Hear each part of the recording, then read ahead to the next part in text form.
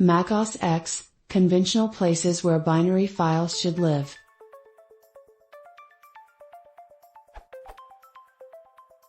I've downloaded an application that is a command line application, and want to put it somewhere where I can run it from the command line without having to type the path explicitly. What are the conventional paths used for something like this? /user/bin. Are there different options, one if I want it for all users, and one if I want it for just a particular user, like my administrator account? Or should I put it in its own directory under the applications directory, and add it to the path? If so, which file controls where the path is set?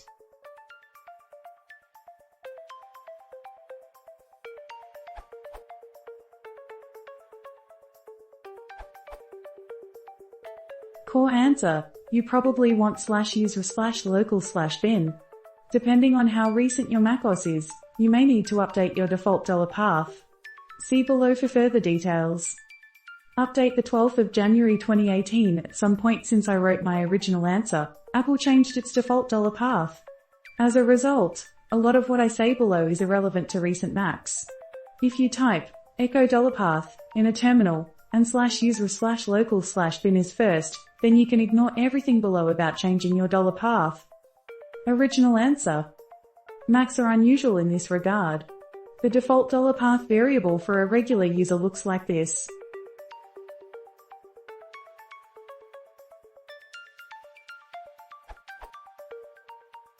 By putting /user/local/bin after /user/bin and /bin, Mac appends the usual system.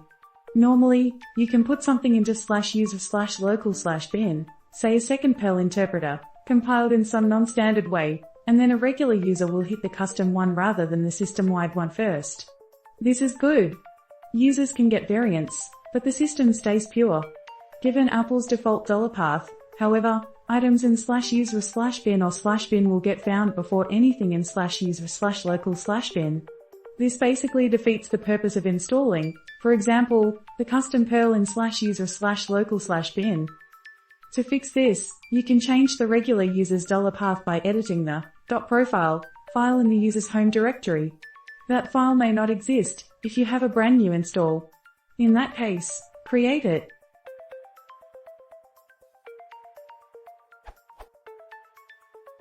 Semi-related, Homebrew provides excellent package management for Macs. By default, Homebrew installs software into /user/local, but it does so in a way that makes it very easy to remove things and return to a vanilla state later.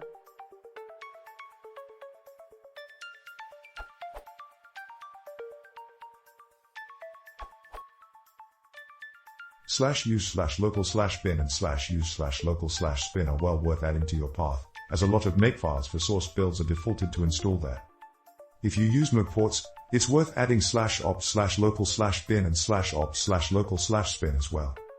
The best way to do this is to add export path equals /use/local/bin :/use/local/bin :opt/local/bin :opt/local/bin $path to the .bash file in your home directory, which is hidden, so the CLI is the best way to do this. Or if you want to change the system-wide path, add the same line to /etc/bash, not hidden, but you will need to sudo to do this.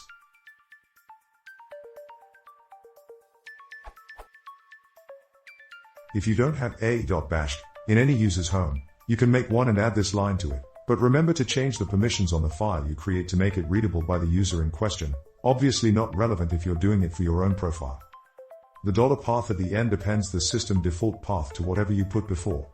Note that the system searches for binaries in the order of paths given, so if you install a binary in /use/local or /opt/local that is also installed by default on the system, the versions you install will be found first, which can, though rarely, upset things.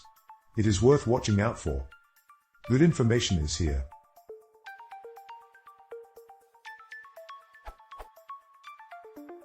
I should note that the above assumes you are using bash for the shell, which is the default on Mac and NBSP, OS and NBSP, X and NBSP, v10.4 Tiger, and Mac and NBSP, OS and NBSP, X and NBSP, v10.5 Leopard, but not on earlier systems, which use TCSH instead, which has a different syntax.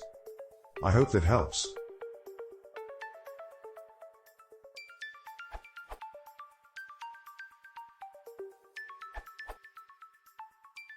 I tend to go with /user/local. Here's a nice explanation why, which refers to File System Hierarchy Standard, FHS. Which in turn says about /user/local. Tertiary hierarchy for local data, specific to this host. Typically, has further subdirectories, for example, bin, lib, share.